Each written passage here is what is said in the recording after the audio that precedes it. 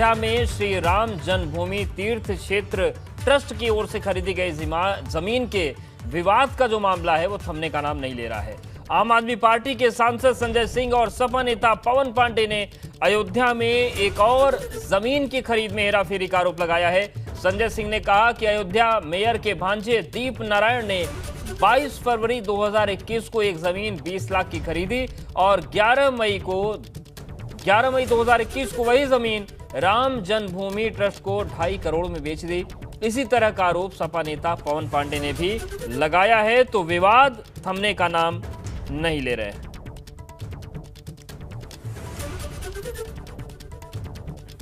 जितनी भी रजिस्ट्रियां कराई गई हैं, जितने बैनामे कराए गए हैं, मैंने देश के माननीय प्रधानमंत्री मोदी जी से मांग की थी कि सबकी जांच करा ली जाए, क्योंकि प्रॉपर्टी डीलरों ने और लोगों ने, ट्रस्ट के लोगों ने मिल करके, जो लोगों ने भगवान श्री राम के नाम पे समर्पण किया है, भव्य राम मंदिर के निर्माण में जो सहयोग किया है, उस सहयोग के साथ लूट किया जा रहा है।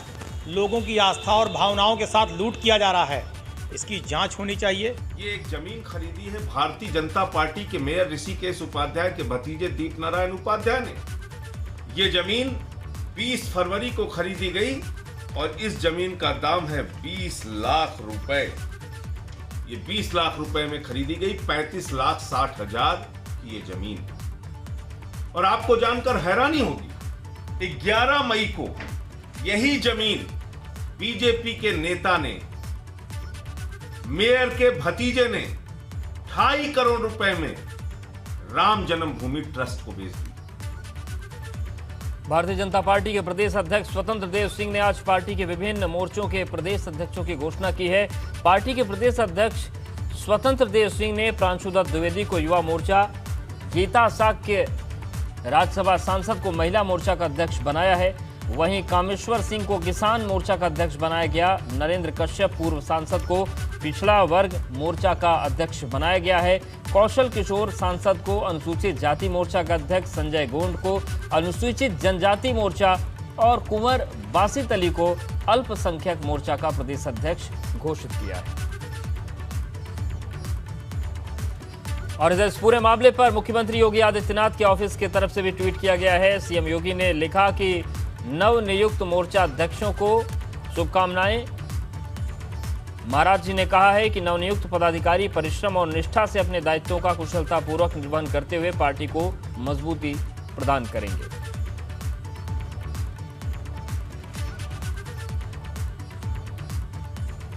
कांग्रेस से भाजपा में शामिल होने के बाद जितिन प्रसाद आज पहली बार लखनऊ पहुंचे, जहां पर उनके समर्थकों ने उनका जोरदार स्वागत किया। लखनऊ पहुंचने के बाद जितिन प्रसाद सीधे भाजपा के प्रदेश मुख्यालय गए, जहां पर भाजपा प्रदेश अध्यक्ष स्वतंत्र देव सिंह पहले से मौजूद थे। स्वतंत्र देव सिंह ने जितिन प्रसाद का भाजपा में शामिल होने पर स्वागत किया। वहीं जितिन प्रसाद ने भी कहा कि उन्हें भी पीएम मोदी के सबका साथ सबका विकास के संकल्प पर पूरा भरोसा है और वो पार्टी के बताए रास्ते पर आगे चलेंगे। लखनऊ भाजपा मुख्यालय पहुंचे जितिन प्रसाद ने वीपी गंगा के साथ खास बातचीत की। इस दौरान उन्होंने क्या कुछ कहा, सुनवाते हैं आपको। 2022 के चुनाव करीब है, कितनी बड़ी जिम्मेदारी आप अपने लिए मानते हैं इस समय? नहीं होगी यहाँ पर? बिल्कुल, हर चुनाव चुनौतीपूर्ण होता है, मगर मेरा पूर्ण विश्वास है और जनता के जो भावनाएं हैं और कार्यकर्ताओं में जो जोश है साफ दर्शाता है कि प्रधानमंत्री मोदी जी का नेतृत्व राष्ट्रीय स्तर पर और प्रदेश में मुख्यमंत्री जी का जो नेतृत्व है और पार्टी के समस्त नेता जो रात दिन एक करे हुए हैं, हमने बड़े करीब से देखा है और जो योजनाएं हैं वो जन जन तक पहुंचाई जाएंगी।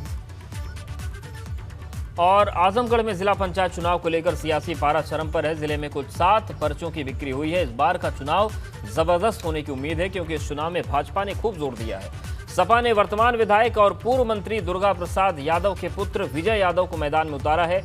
अब देखना है कि भाजपा और बसपा इस चुनाव को किसको मैदान में उतारते हैं और कौन कड़ी टक्कर दे पाता है, क्योंकि भाजपा पंचायत चुनाव को लेकर बहुत गंभीर रही है, जिसका सीधा असर इस चुनाव में देखने को मिलेगा। चुनाव पत्रों की बिक्री और जमा करने का समय 26 जून को 3 बजे तक है, जिसके बाद पत्रों की जांच होगी। 29 जून तक नाम वापसी की तारीख निर्धारित है और 3 जुलाई को आजमगढ़ में नेहरू हॉल में चुनाव संपन्न कराया जाएगा। आजमगढ़ की 84 जिला पंचायत सीटों में सपा के पास 26, बसपा के पास 17, भाजपा के पास 10, कांग्रेस के पास 1 सीट है, बाकी 30 सीटें निर्दलीयों के पास है। 2 लोगों ने नामांकन पत्र क्रय किया गया है, जिसमें विजय यादव जो वार्ड संख्या 47 सेक्टर से जिला पंचायत सदस्य हैं, उनके द्वारा 3 सेक्टरों में नामांकन पत्र क्रय किया गया है। उनके जो नामांकन पत्र जो क्रय किए गए हैं, उनके प्रतिनिधि श्री कन्हैया यादव द्वारा नामांकन पत्र क्रय किए गए हैं। साथ में जो है समाजवादी पार्टी के सदस्य श्री राज बहादुर यादव जो कि अधिवक्ता भी हैं, वो भी साथ में रहे। इधर देहरादून में उधम सिंह नगर के अधिकारियों पर कैबिनेट मंत्री सतपाल महाराज का गुस्सा फूट पड़ा। सतपाल महाराज ने बड़ी संख्या में बैठक में अधिकारियों के सामने अधिकारियों को जमकर खरी खोट सुनाई। सुनिए। मैं भी किसी ट्रक में बैठ सकता हूं और जिस जगह वसूली हो रही है मैं भी पकड़ सकता हूं, पर ये काम मेरा नहीं है, ये काम आपका है। इतनी ज्यादा वसूली हो रही है जिसकी कोई हद नहीं है, आपको अंकुश लगाना चाहिए इसके ऊपर। It's very sad. एक तो कोरोना काल में लोग पिस रहे हैं, एक वसूली दे रहे हैं।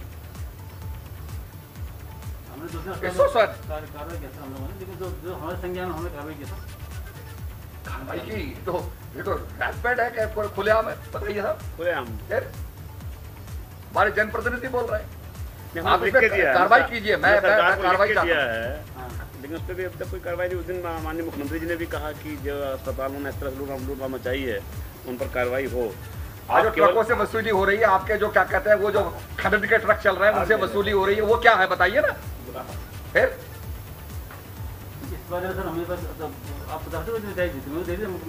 चलिए this is what is expected of you. हाँ, कार्रवाई करें। अपने झांसी दौरे पर डिप्टी सीएम ने मीडिया से बात की। इस दौरान उन्होंने बताया कि भाजपा के विधायकों में कोई नाराजगी नहीं है और ये अफवाह सपा और बसपा जैसे सियासी दल अपने फायदे के लिए फैला रहे हैं।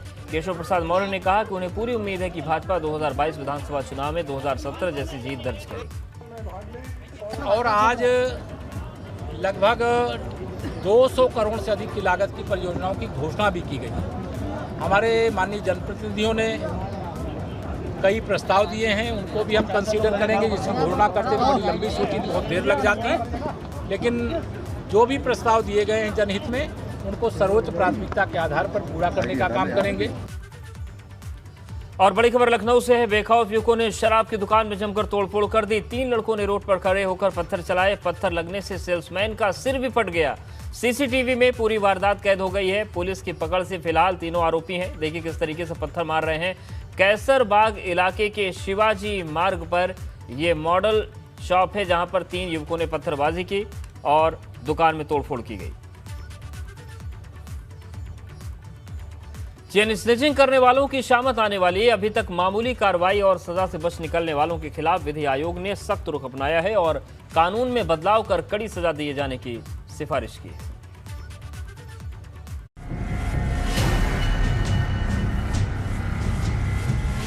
प्रदेश में चेन स्नेचिंग महिलाओं के साथ होने वाले अपराधों में अहम है, लेकिन अब चेन स्नेचिंग की वारदात को अंजाम देना महंगा पड़ सकता है। विधि आयोग ने इस वारदात को गंभीर अपराध की श्रेणी में रखा है और इसके लिए सरकार से कड़ी सजा की वकालत की है। घटना ये हुई थी कि मैं गई थी घर से मार्केट जामुन लेके आ रही थी और वो हमारे पीछे पीछे आ रहे थे। वो कोने पर जो है वो खड़े होकर बात कर रहे हैं कि मैं फ़ोन से अपना लगे हुए हैं कि मैं अपने बहन से कह रहे हैं दीदी मैं आ रहा हूँ, रास्ता भटक गया हूँ, जल्दी आ रहा हूँ। और मैं देख रही हूँ उन लोगों को, 2 थे मोटरसाइकिल पर, देख रही हूँ तो कह रही हूँ कि कहाँ, मतलब मन किया अंदर से बोलने का कि पूछूं कि भाई कहाँ जाना है तुम लोगों को, कहाँ रास्ता भटक गए, लेकिन नहीं बोली। फिर आ करके इधर आते आते और ऐसा झपट्टा मारा कि मेरा चैन लेकर के और मेरा दुपट्टा भी चला गया। आयोग चेन स्नेचिंग को आईपीसी की धारा 379A और धारा 379B को भी शामिल करने को कहा है। 379A में चेन स्नेचिंग के अपराध के लिए न्यूनतम 3 से 10 साल की सजा और जुर्माना, तो वहीं 379B में चेन स्नेचिंग के दौरान महिला को गंभीर चोट पहुंचाने या हत्या करने का अपराध में 5 से 14 साल तक का प्रावधान है। विधि आयोग ने चेन लूट के दोषियों को 14 साल तक जेल और जुर्माने की सजा की सिफारिश करते हुए शासन को प्रस्ताव भेजा है, जिसे मुख्यमंत्री के सामने रखा जाएगा, जिसके बाद इस पर निर्णय होगा। विधि आयोग ने जो सिफारिश की है उसमें 2 धाराएं उन्होंने बढ़ाने के लिए कहा है। 379 धारा जो है वो चोरी के लिए थी, उसमें उन्होंने 2 और धाराएं बढ़ाने के लिए सिफारिश की है, 379A और 379B। 379A में उन्होंने कहा जो सामान्य तरीके से चैन की लूट हो गई, और 379B में ये कहा है कि अगर लूट हुई है आघात पहुंचा के किसी बच्चे या महिला से, ऐसी परिस्थितियों में उसको लगाने के लिए, और दोनों में सजा का प्राविधान बताया है। भारतीय कानून में चेन स्नैचिंग पहले से अपराध की श्रेणी में है, लेकिन मौजूदा कानून के तहत सही कार्रवाई न होने से वारदातों का सिलसिला जारी है। उम्मीद है कि विधि आयोग का नया प्रस्ताव अगर कानून के रूप में लागू होता है तो चेन स्नैचिंग की वारदातों पर ब्रेक लग सकेगी। लखनऊ से विवेक त्रिपाठी, ABP गंगा। गोंडा में एक बार फिर से खाकी वर्दी की फजीयत हुई है। मोतीगंज थाना क्षेत्र के छजवा बाजार में पुलिस डीजे बजाने वाले एक युवक को बिना किसी तैयारी और बिना किसी कारण के पकड़ने गई थी, जहां पर महिलाओं के हंगामे के बाद वहां से पुलिस को बैरंग लौटना पड़ा। बाइक से पहुंची पुलिस जब युवक को अपने साथ ले जाने लगी तो महिलाओं ने घेर लिया और गिरफ्तारी का कारण पूछने लगी। काफी देर तक हंगामा और धक्का मुक्की के बाद जब पुलिस युवक को अपने साथ ले जाने का कारण नहीं बता पाई तो महिलाओं और आसपास के लोगों ने ड्रामा कर दिया, हंगामा कर दिया। जब पुलिस ने युवक को ले जाने का कारण नहीं बताया तो पुलिस के पसीने छूटने लगे, पुलिस को युवक को छोड़ना पड़ गया। तो सवाल यह है कि आखिर क्यों लेकर जा रहे थे जब कोई कारण नहीं था। दरअसल पूरा मामला पुलिस से युवक को छुड़ा लिया गया और उसके बाद युवक का जुर्म पूछने लगे। उसके बाद ये पूरा हंगामा हुआ था जहां से पुलिस को बैरंग लौटना पड़ा। गाजियाबाद की बात करते हैं। गाजियाबाद पुलिस ने आखिरकार उस उम्मेद पहलवान को गिरफ्तार कर लिया है जिसने गाजियाबाद में अब्दुल समद नाम के बुजुर्ग की पिटाई का वीडियो वायरल किया था और इसके जरिए सोशल मीडिया पर नफरत फैलाने की साजिश रची थी। गाजियाबाद पुलिस ने आखिरकार उम्मेद पहलवान को गिरफ्तार कर लिया है। ये क्राइम ब्रांच है, यहीं उम्मेद पहलवान को रखा हुआ है। 5 तारीख का ये पूरा प्रकरण था जहां पर एक बुजुर्ग की पिटाई की थी और उसके बाद सोशल मीडिया पर एक वीडियो डाला था और वीडियो को काफ़ी ट्रोल किया गया था। 7 तारीख को उस बुजुर्ग की FIR दर्ज की गई थी लोनी बॉर्डर थाने में मारपीट की धाराओं में। लेकिन जब वीडियो सोशल मीडिया पर ट्रोल हुआ उसके बाद लगातार पुलिस के ऊपर उंगली उठनी शुरू हो गई थी, जिसके बाद पुलिस ने अपनी जांच पड़ताल शुरू की। शुरू करने के बाद जो बुजुर्ग को बुलाया और बुजुर्ग से पूछताछ की तो ये पता चला कि उस बुजुर्ग के साथ ऐसी कोई बात नहीं हुई थी जो माहौल बिगाड़ने वाली हो और जय श्री राम के नारे वाली बात हो।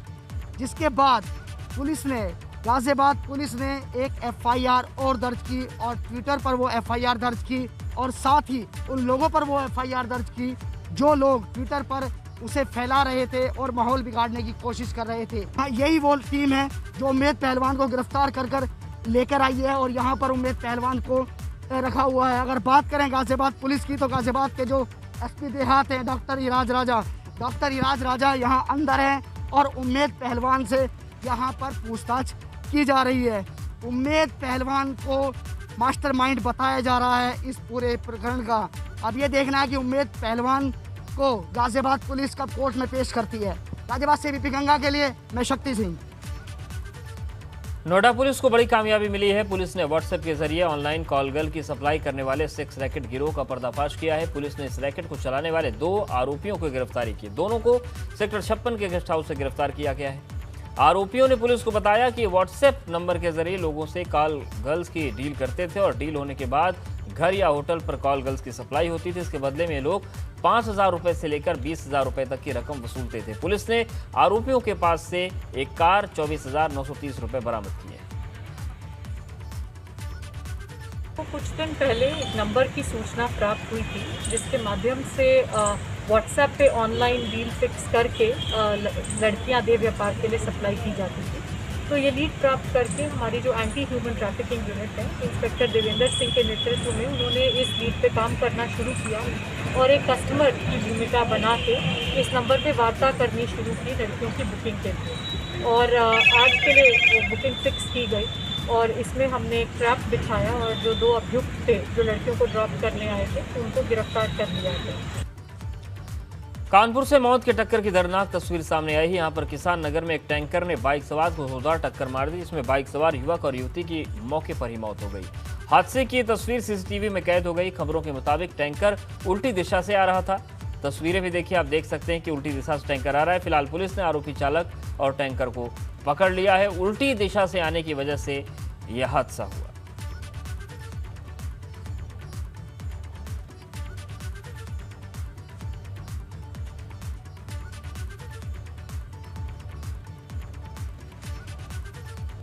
और चलिए अब आपको बताते हैं सोनारीपुर रेंज की तस्वीरों में देखा जा सकता है कि सोनारीपुर रेंज में एक गाड़ी पर पिंजड़ा लदा है और उसे जैसे ही खोला जाता है उसमें बंद बाघिन छलांग लगाकर बाहर आती है और दुधवा टाइगर रिजर्व की ओर चली गई।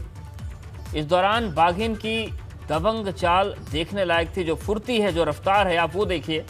दरअसल बरेली में पिछले 1.25 साल से ये बाघिन इस इलाके के लिए खतरा बनी थी, जिसे ट्रैंकुलाइज किया गया और अब उसे दुधवा टाइगर रिजर्व में छोड़ दिया गया है। ये टाइग्रेस सबसे पहले 2018 में किशनपुर वाइल्ड लाइफ सेंचुरी जो है दुधवा टाइगर रिजर्व का हिस्सा है, उसमें फोटो ट्रैप्ड हुई थी और 2020 में मार्च के महीने में इसको वहाँ रबर फैक्ट्री है बरेली के अंदर, उसमें देखा गया था। वो चूँकि आबादी के काफ़ी नज़दीक वो जगह है, तो इस वजह से ये खतरा भांपते हुए तब ये निर्णय लिया गया था। जो हमारा वन्यजीव संगठन है उसकी तरफ से ये निर्णय हुआ था, हमारे जो चीफ वाले कोऑर्डिनेटर हैं उनकी तरफ से ये अभियान चला के इस टाइग्रेस को सुरक्षित इसमें पिंजरे में कैद करके और फिर इसको मुफीद जगह पे छोड़ा जाए। गंगा के बढ़ते जलस्तर ने ऐसा कहर बरपाया कि बिजनौर के दर्जन भर गांव बाढ़ की चपेट में है और इतना ही नहीं, सैकड़ों पशु और मजदूर जंगल में फंसे हैं, जिन्हें निकालने के लिए एसडीआरएफ और पीएसी की टीम ड्रोन कैमरे के जरिए तलाशी अभियान चला रही। हालांकि सुबह से अब तक 38 मजदूरों को प्रशासन ने सुरक्षित बाहर निकाल लिया है। मंडावर इलाके के दर्जन भर गांव में गंगा के जलस्तर बढ़ने से बाढ़ का खतरा मंडराने लगा है और यही वजह है कि बिजनौर में पुलिस प्रशासन गंगा के किनारे डटा हुआ है।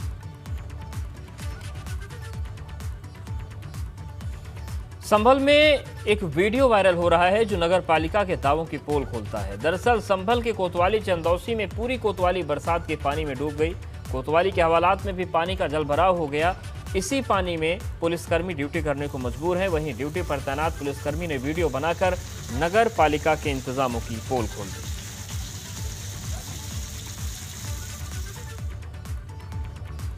नेपाल से बैराजों में करीब 5 लाख क्यूसेक पानी छोड़े जाने का खौफ सीतापुर में देखा जाने लगा है। सरयू नदी के खौफ में तोड़ रहे हैं। सीतापुर के कई इलाकों में सरयू कटान कर रही है। कुछ इलाकों में उफान पर है सरयू। लोग सुरक्षित स्थानों पर जाने को मजबूर होने लगे हैं। यह हाल तब है जब यूपी सरकार ने 63 करोड़ से ज्यादा की 8 परियोजनाएं कटान रोकने के लिए चला रखी।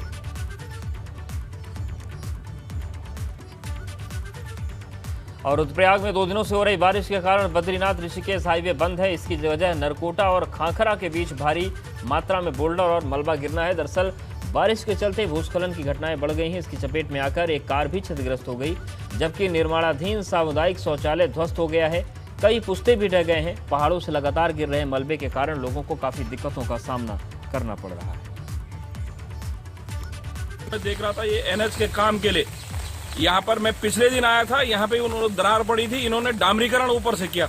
उसको ठीक करने के बावजूद करना चाहिए था, ठीक नहीं किया, उसमें डामरीकरण किया। और मैं कल देख रहा था कि कोई कार भी उसके साथ नीचे चली गई। ये बारिश के कारण भी और कुछ ये घटिया काम के कारण भी एनएच। तो भूस्खलन के कारण लगातार नुकसान हो रहा है।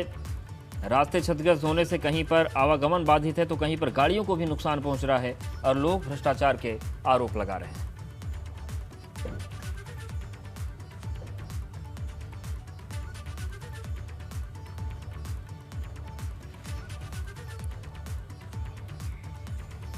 और इस वक्त एक बड़ी सियासी खबर है। लखनऊ में इस वक्त मुख्यमंत्री आवास पर उच्च स्तरीय बैठक चल रही है। सीएम के साथ सुनील बंसल की बैठक जारी है और बैठक में भाजपा प्रदेश अध्यक्ष स्वतंत्र देव सिंह भी मौजूद हैं। सुनील बंसल यूपी भाजपा के संगठन मंत्री हैं और इस वक्त बड़ी महत्वपूर्ण मीटिंग चल रही है। अनुभव हमारे साथ जुड़ गए हैं। अनुभव, रात के 10:30 बजने को हैं। आखिर ऐसा क्या महत्वपूर्ण विषय है कि ये बैठक चल रही है? आज ही नए उपाध्यक्ष के नाम का ऐलान भी हुआ है। देखिए, बिल्कुल तकरीबन 50 मिनट से ये बैठक अभी चल रही है मुख्यमंत्री आवास पर। और जो बात आपने कही कि आज ही कुछ नियुक्तियां हुई हैं संगठन में, एक प्रदेश उपाध्यक्ष बनाया गया है, 2 प्रदेश मंत्री बनाए गए हैं और प्रधानमंत्री नरेंद्र मोदी के जो करीबी हैं खुद नौकरशाह और बीजेपी के एमएलसी अरविंद शर्मा को प्रदेश उपाध्यक्ष बनाया गया है। इसके अलावा जो अलग अलग मोर्चे थे जिनके अध्यक्षों के नाम की घोषणा लंबे समय से नहीं हुई थी, उनकी भी घोषणा की गई है। इन सारी चीजों पर चर्चा हो रही है और साथ ही साथ पार्टी के राष्ट्रीय महासचिव संगठन DL संतोष को 2 दिन के दौरे पर आना है। सोमवार को वो लखनऊ पहुंचेंगे, यूपी प्रभारी भी होंगे, तो उनकी बैठकें कैसे होंगी, क्या कार्यक्रम होंगे, उस पर भी चर्चा हो रही है। और बीजेपी अब जिला पंचायत अध्यक्ष के जो उम्मीदवार हैं उनके नामों को भी घोषित करना है। तो फाइनल आज डिस्कशन हो रहा है क्योंकि 26 तारीख को नामांकन होना है 75 जिलों में, और आज इस डिस्कशन के बाद माना जा रहा है कि 1 या 2 दिन में बीजेपी जिलों में जो उनके जिला अध्यक्ष पद के उम्मीदवार होंगे उनके नामों की भी घोषणा कर सकती है। बड़ी बैठक है क्योंकि इस बैठक के बाद जो 3 दिन पहले हुई थी हमने देखा, उसके बाद आयोगों की घोषणा हुई, फिर उसके बाद जो मोर्चे थे उसमें नए अध्यक्षों के नाम की घोषणा हुई। आज जब बैठक हो रही तो माना जा रहा है कि 1 या 2 दिन में कुछ और जिला पंचायत अध्यक्ष पद के जो उम्मीदवार हैं उनके नाम घोषित किए जाते हैं और कुछ आयोग जो खाली बचे हुए हैं वहां पर भी नियुक्तियां हो सकती हैं। शुक्रिया अनुभव, जानकारी और अपडेट्स को देने के लिए। मुरादाबाद में हुई थोड़ी देर की बारिश ने नगर निगम के दावों की पोल खोलकर रख दी। नगर निगम अधिकारियों ने दावा किया था कि मुरादाबाद में सभी 256 नालों की साफ सफाई बारिश से पहले कर दी गई, लेकिन थोड़ी देर की बारिश से सड़कों पर पानी भर गया और अब लोग इन गड्ढों में गिरकर हादसों का शिकार हो रहे हैं।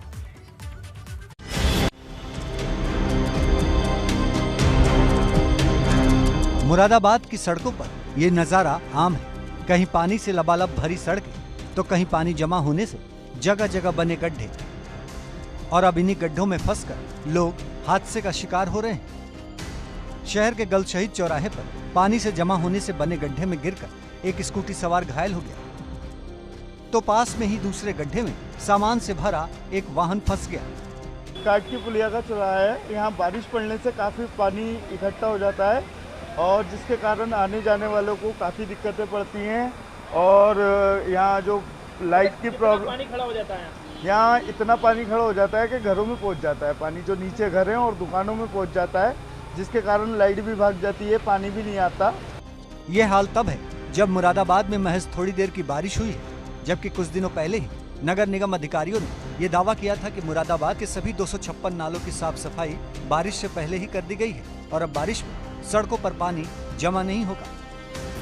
नगरीय क्षेत्र मुरादाबाद में टोटल 256 नाले हैं। इसमें 230 नाले हमारे सरफेस ड्रेन्स हैं यानी सतही नाले हैं और 26 नाले हमारे अंडरग्राउंड हैं। जो सतही नाले हैं उनकी सफाई विभागीय तौर से जो हेल्थ एंड सैनिटेशन विभाग है वो अपने कर्मचारियों के माध्यम से कराता है। इनमें से अधिकांश नाले 80% साफ़ हो चुके हैं। कुछ बड़े नाले जो गहरे हैं और या जिनकी चौड़ाई ज़्यादा है, जिन्हें मैनुअली साफ़ नहीं कराया जा सकता, उसके लिए मशीनरी की आवश्यकता होगी। लगभग 20% ऐसे नाले अभी सफाई के लिए बचे हुए हैं। नगर निगम अधिकारी के कुछ दिन पहले किए दावे भी आपने सुन लिए और पानी से भरी सड़कें और गड्ढे भी आपने देख लिए, और ये हाल तब है जब बारिश महज थोड़ी देर के लिए हुई है, जबकि मुरादाबाद स्मार्ट सिटी में शामिल है। ऐसे में सवाल उठता है कि अगर स्मार्ट सिटी का ये हाल रहा तो बाकी शहरों का क्या होगा। एबीपी गंगा के लिए मुरादाबाद से उबैदुर रहमान की रिपोर्ट।